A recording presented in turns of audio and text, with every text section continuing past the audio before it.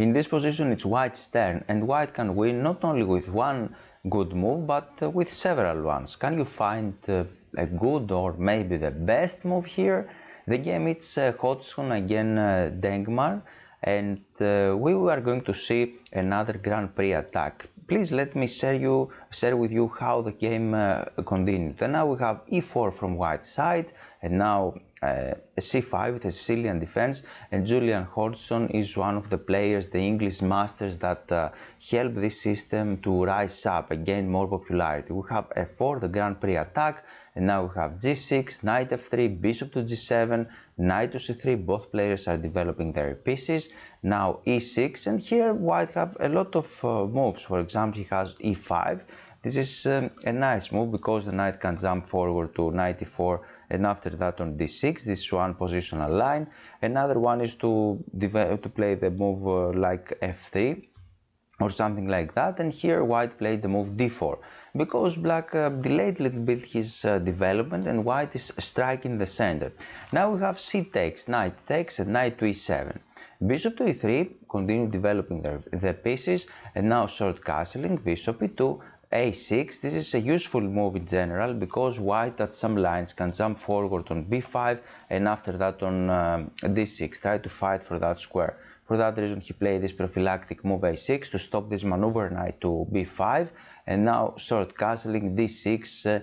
Black developed his pawns like the 7 system, similar to that maybe, with that move d6 and e6, try to control the center like that, and this bishop is active in a long diagonal. But white continued his plan. He played queen to d2, naturally queen c7, rook 8 d1, bring all of the pieces in the center, and now rook to d8. Black is ready to finalize his development. For example, he can play bishop d7, knight c6, develop his remaining pieces, and after that he can execute the usual pressure against the c line. But now it's white's turn. This is the first question on that game. It's white's turn. What are you going to do here? Please remember that we are playing the Grand Prix attack, and one of the most usual breakthrough in the Grand Prix attack is this move a5. And white player Julian didn't miss his chance, and he played this move directly. However, he had something in mind, because after e takes f5, bishop takes f5, it looked like that white is losing just a pawn. But actually after knight takes, white had in mind to play this very strong move, knight to d5. And now the queen is under attack, and it's not really easy to do something with the queen. The queen went on d7. Now we have a trick here to play this knight on b6, but white player is not focusing on the queen side. He is focusing on the king side and try to create a strong attack. Now the second question of that game, I'm going to add a new diagram here. It's white's turn, and how are you going to continue the game? The question is not very easy, but the right move is to capture here with the rook, because we're going to destroy the pawn structure around the enemy king.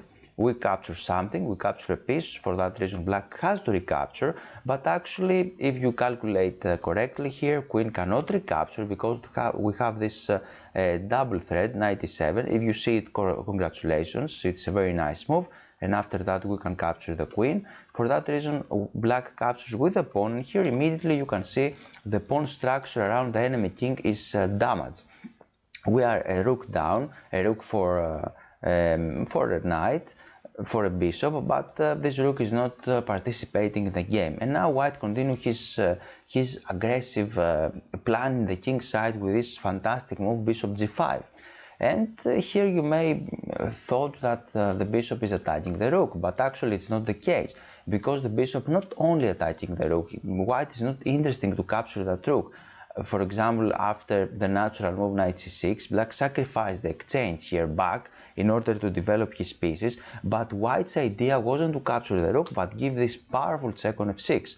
Now the king and queen are under attack, so black is forced to recapture with the bishop. Bishop takes here on f6, and as you can see now, not only the rook is under attack, but mainly white is threatening this deadly check on g5, and after that he would like to deliver a checkmate on g7. For that reason black tried to escape with the king. He played that move, bishop c4, adding a lot of pressure against the king's side. This bishop is very strong in this diagonal. Queen to c7 and now queen h6. Another check. King went on e8. Here's another little question for you. What you're going to play with white pieces. And if you are in a hurry to give that check on e1, this is not very good, because after knight to e5, as you can see, the knight is protecting very well here, thanks to the pawn and the queen with the x-ray. So white cannot do anything here on the knight, on e5 knight, and in the same time black is threatening that bishop. And suddenly white's threats stopped for a moment. White is clearly better, it's better here, but it's not the most accurate way. For that reason, white calculates a little further here, and he captures the pawn on h7, creating a lot of problems, because now he is threatening a check on e8, and after that he can capture the pawn. Black continue with knight e5, he doesn't have any other move, and here it's the diagram position. Julian Hodgson fantastically finalized this game with this amazing move. He found an amazing move. I didn't calculate it. I didn't came into my mind. Here white have a lot of good moves to win the game, but you can find something. Please try to pause the video and try to think. You are very welcome to write it below in the comments, your reply. And the best move that he played is bishop to e6. Amazing move, because if you just give a check immediately here, the king can escape on d7 square. For that reason, he played that move, bishop e6, amazing move, try to cover this d7 square, the escaping route, so the king cannot go away. And after that, he is threatening both checks on g8 or on h8. And of course, black cannot capture this bishop because the queen is hanging, right? The pawn was pinned. And after knight e6, he played bishop to e1, and now white is completely winning here, because he has a lot of ways to continue the attack. First of all, he is threatening a lot of discover threats, and here black is without a move. Let's play something. Let's play this one. Now we can capture with the bishop here to illustrate my point. This is a check. The king is under attack, and it's check not only with the bishop but with the rook as well.